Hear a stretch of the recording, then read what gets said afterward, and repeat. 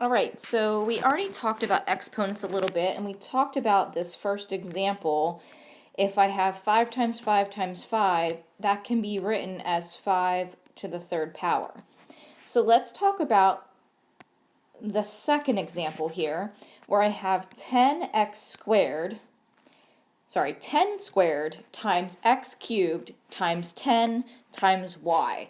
And I want to write that so that it's in its simplest form before I would use the exponents to expand any numbers. So 10 squared times 10 would mean that I would have 10 to the third power. Remember, this is an imaginary 1. And so this y would also have an imaginary 1. The 10s can be combined because they're the same base. They both are 10s. But the x's, there's only one. So I'm just going to copy it down, x cubed, and there's only one y, so I'm going to copy it down.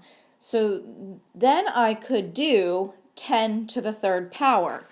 So 10 times 10 times 10. If you need to go to that calculator that we downloaded, go ahead and do that. 10 to the third power is 1,000. So I'd have 1,000 x cubed y. So that would be the simplest way of writing that one. The third example is 20 to the third power times 20 to the eighth power. So if we think about the previous example, I took 10 to the second and 10 to the first, and I put them together. That would be 10 times 10 times 10, or 10 to the third power. How did I get that 3? The shortcut way would be to add the 2 plus the 1 to give me the 3.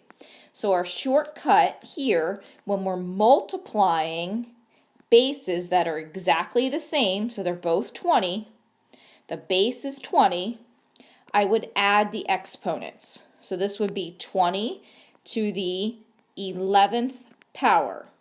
8 plus 3 is 11.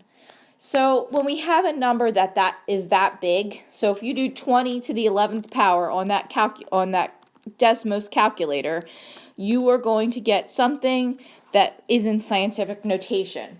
So anytime it's going to be a number that comes out in scientific notation, the simplest way for you to write it is going to be to leave it with the exponent. All right? And the next example. So again, look for the things that are the same bases. So x squared and x squared, they're going to be the same. Y squared and y to the fourth, they're the same. And z squared and z are the same. So what do we get when we simplify this? Well, x to the second and x to the second would be like x times x times x times x. So that would be x to the fourth, because 2 plus 2 is 4.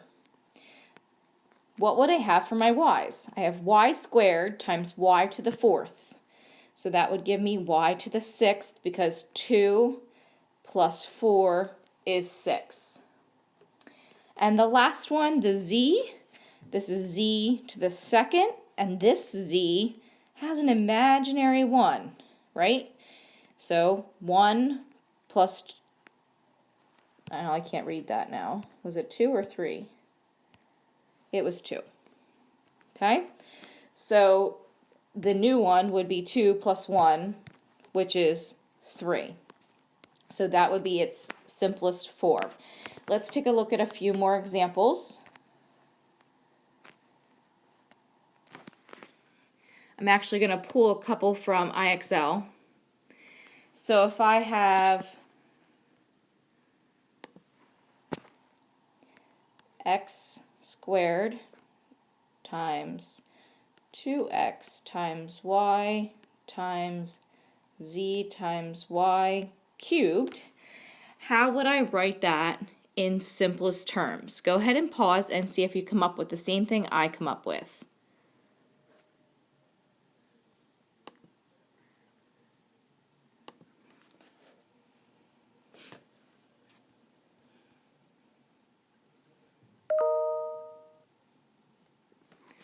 Okay, so you should have written 2x cubed times y to the fourth times z.